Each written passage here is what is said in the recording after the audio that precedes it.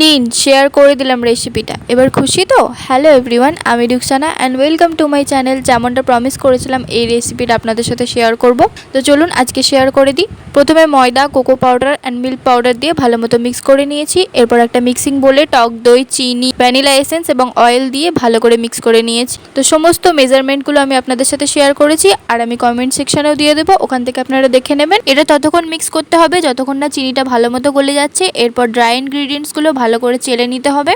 হালকা হাতে আস্তে আস্তে ড্রাই ইনগ্রিডিয়েন্টসগুলো মিক্স করে নেবেন। জল দিয়ে আমি ব্যাটারটা তৈরি করে নিয়েছি, আপনারা এখানে দুধও ইউজ করতে পারেন। এরপর একটা রিবন কনসিস্টেন্সির ব্যাটার তৈরি করে নিয়েছি।